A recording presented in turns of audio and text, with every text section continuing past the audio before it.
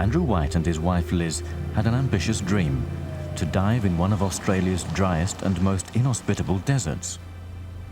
There is water out here, lots of it, but you have to go deep into the largest underground water system in the world. Animal X travelled to outback Western Australia to the Nullarbor plain to relive an incredible tale of survival, one linked to an ancient mythical creature. Nullarbor is basically a large, featureless plain, and it's dotted by these large sinkholes, and they were the things that we were mostly interested in because they led to the water table some 100 metres below the Earth's surface.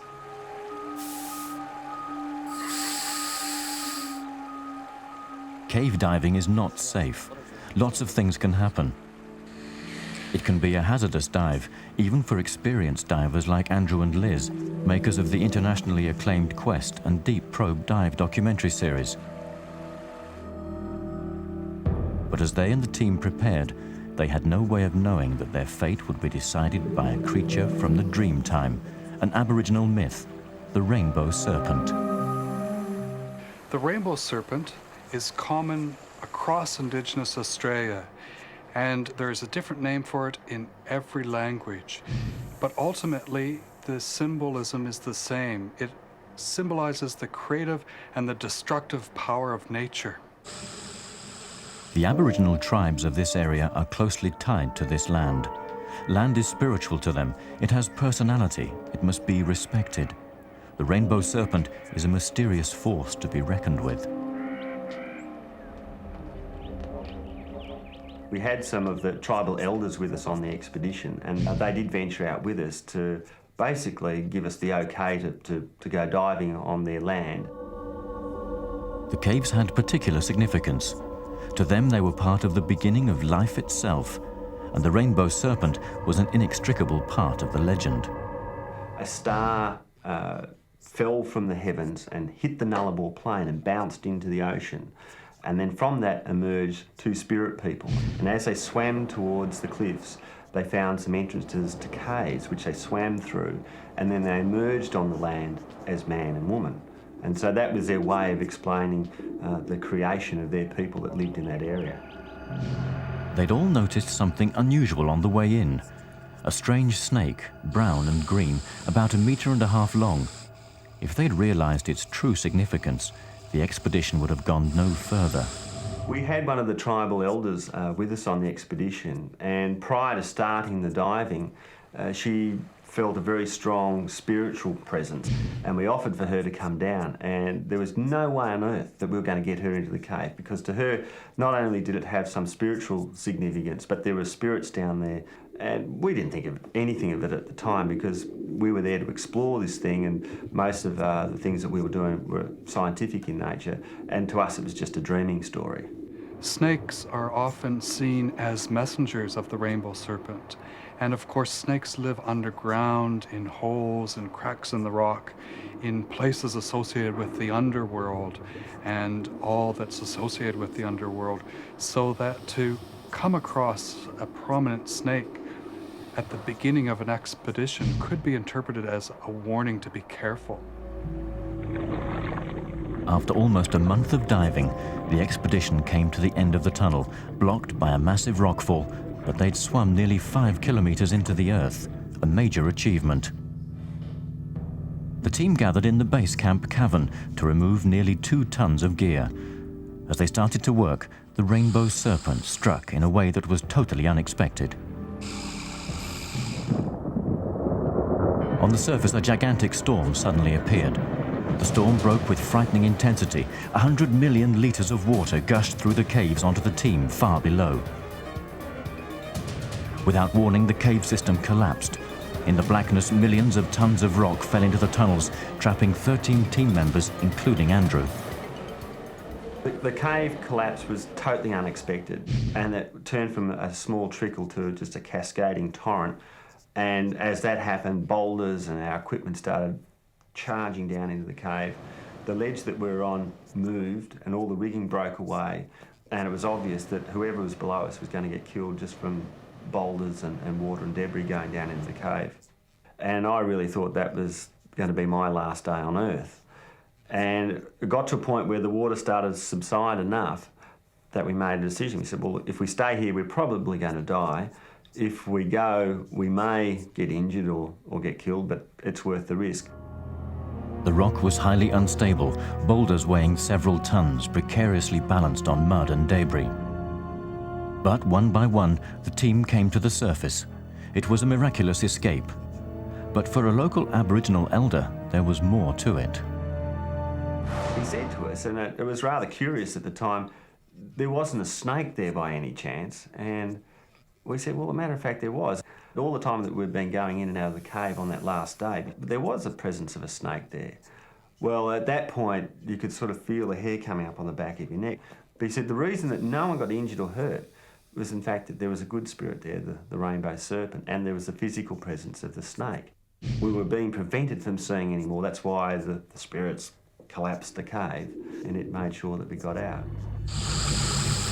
The Aboriginal rainbow serpent remains a myth. A symbol from an ancient culture difficult to understand. But to the Aborigines of the Nullarbor Plains, the rainbow serpent is among them, guiding their spiritual path and protecting their land. Just as there have been many reported encounters with Australia's rainbow serpent, there have been hordes of documented sightings of a monster in Turkey's Lake Van. In this case, though, some claim to have pictures to prove it.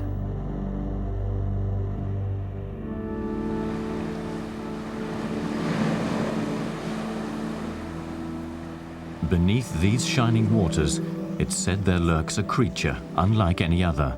Huge and mysterious, it haunts the depths of the world's biggest saltwater lake, rarely breaking the surface. The people here in this remote Turkish village believe there's a monster in Lake Van.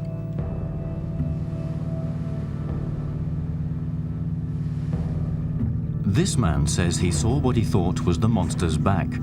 When the creature dived underwater, it revealed a large tail. According to this eyewitness, the monster is about 15 meters long, with humps along its back.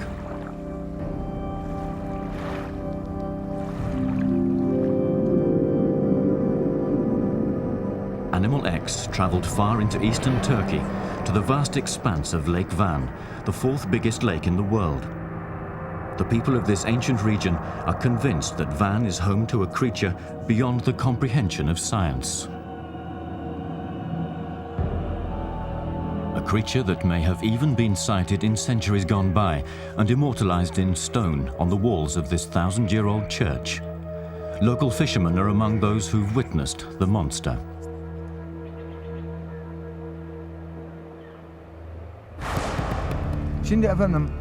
Hasan Molooglu says he saw it about 35 years ago. He was coming to work one morning when he noticed something out on the lake, about 150 meters away. He says the strange creature was moving through the water.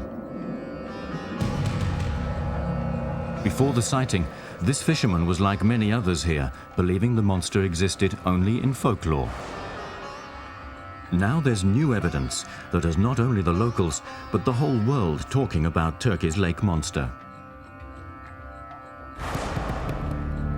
Could this be proof of the existence of the elusive monster of Lake Van? Certainly the man who shot this footage thinks so. He's a teaching assistant at Van University and has been studying the creature for many years. Unal Kozak says he set up his camera at a well-known location where the monster has been seen before. He waited there and eventually got more than he'd bargained for, as the creature appeared not just once, but 3 times. As part of his intense research, Unal says he's interviewed at least 1,000 people who claim to have had a sighting of the lake monster, and he admits over the years his quest to find it has become somewhat of an obsession. But the 26-year-old is not the only person who claims to have captured moving images of the creature. Nesimi Didi says he was walking along the lake's edge, taking shots with his video camera, when he noticed something moving out in the water. Nereden geldik? Kale tarafından geldi. He says it was only by chance that he was able to film it.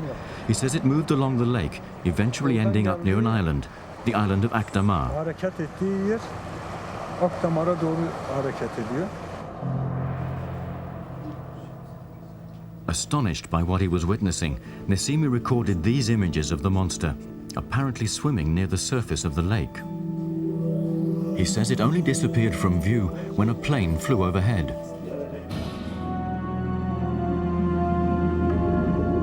What makes the existence of such a creature even more extraordinary is how it manages to live here at all. You see, Lake Van is so salty, there are very few fish that can survive.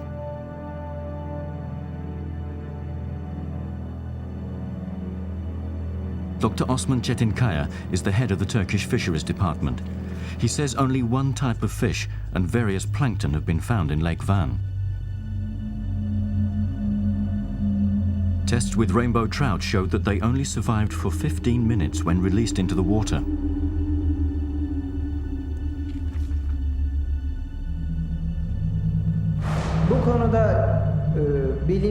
But he admits that when it comes to the lake monster, no scientific research has been conducted to see whether or not there is such a life form.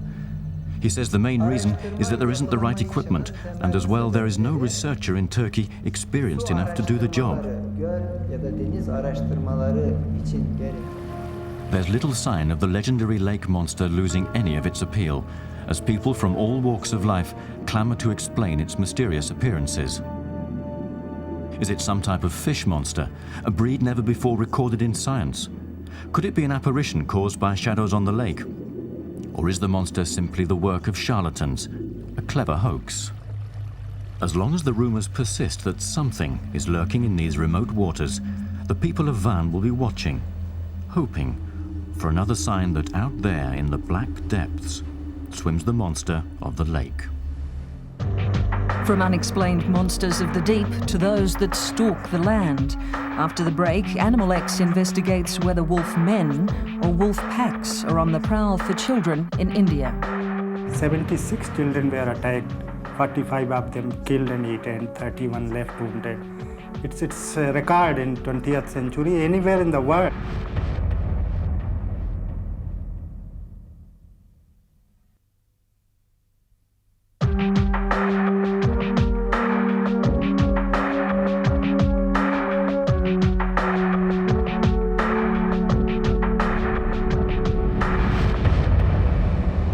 Welcome back to Animal X.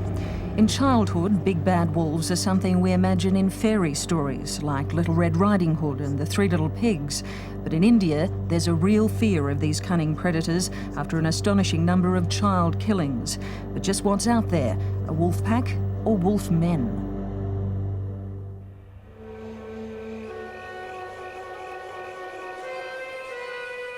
In northern India, nightfall brings with it a certain terror. All ears are tuned for the sounds of hungry predators in search of young, vulnerable victims. A killer wolf pack that so far has been blamed for attacking more than 70 children.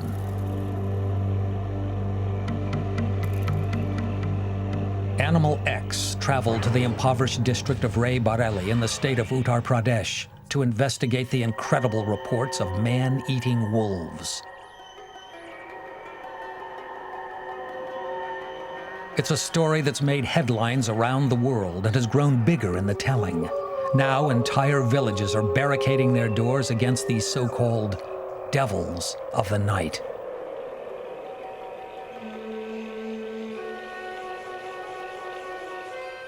Initially, we thought it's just an accidental attack, but we kept on receiving information that more and more children are being attacked. Dr. Ram Lakam Singh says the first attack occurred in March 1996. Most of the victims had been between 1 and 3 years of age, although the wolves have gone for older children too. Some mothers claim their babies were snatched right out of their laps and dragged off into the night. 76 children were attacked, 45 of them killed and eaten, 31 left wounded. It's a record in 20th century anywhere in the world. 11-year-old Sumitra Singh is one of the lucky ones, a survivor of this terrifying phenomenon.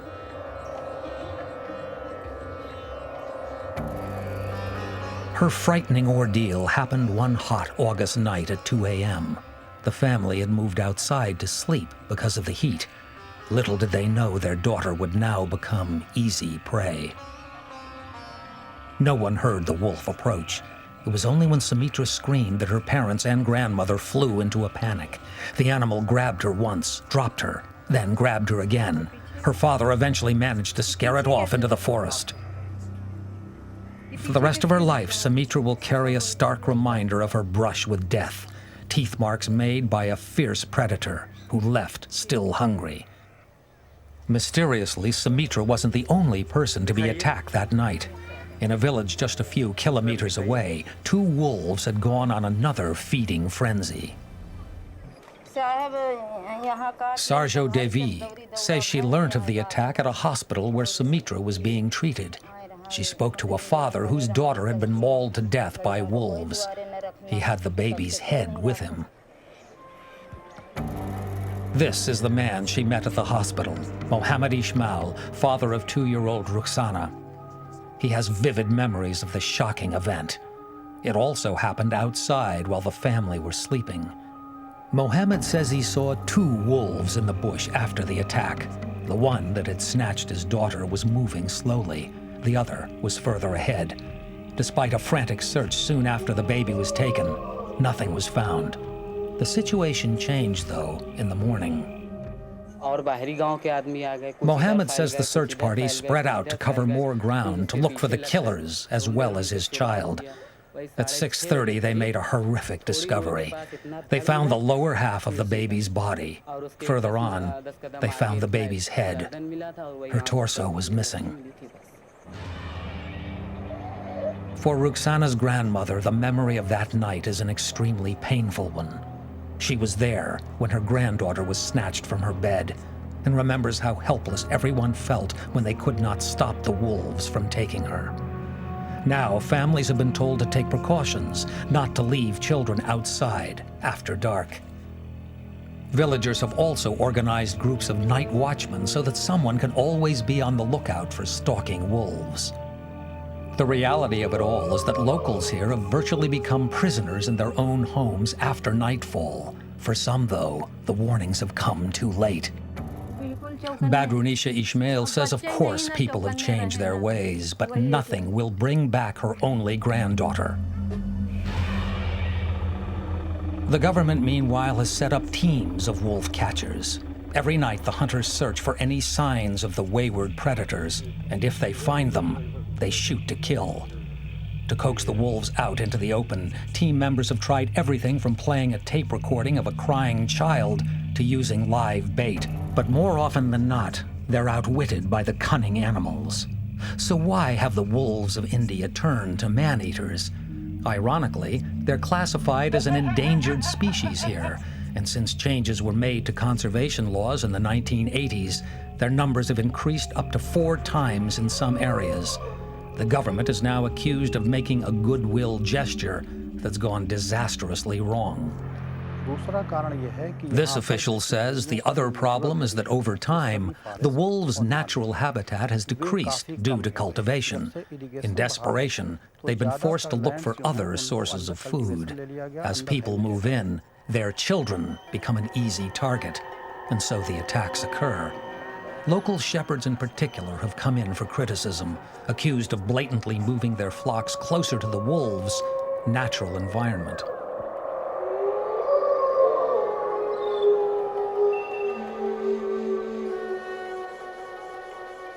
With the situation at crisis point, the government has waived its conservation laws allowing people to kill dangerous wolves in self-defense.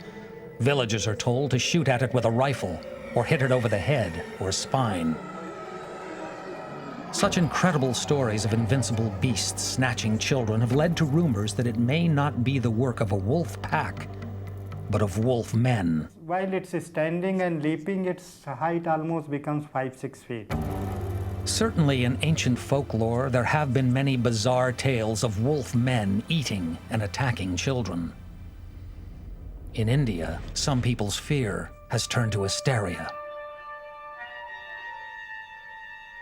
This elderly resident says he certainly doesn't think the baby snatching is the work of a wolf. After all, he says, wolves are shy creatures, and they wouldn't have the courage to do such a thing. He says word is needlessly being put around that a wolf is responsible, but in reality, it's a different story.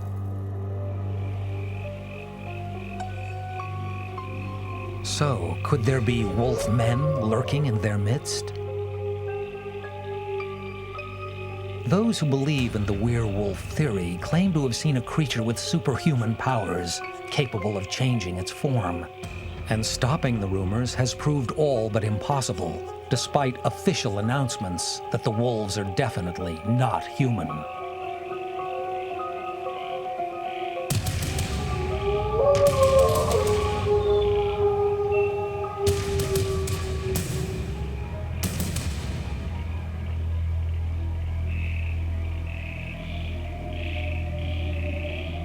Those who've grown tired of waiting for the wolf catchers to get lucky have taken the law into their own hands.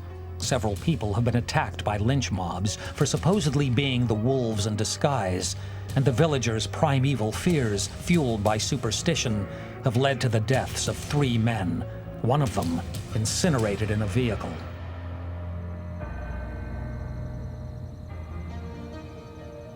Wolf men? Or wolf pack? Whatever the locals' beliefs, there appears to be no easy solution to the problem. With the government sticking to its plans to make wolves an endangered species, their numbers will continue to increase just as northern India's population continues to grow.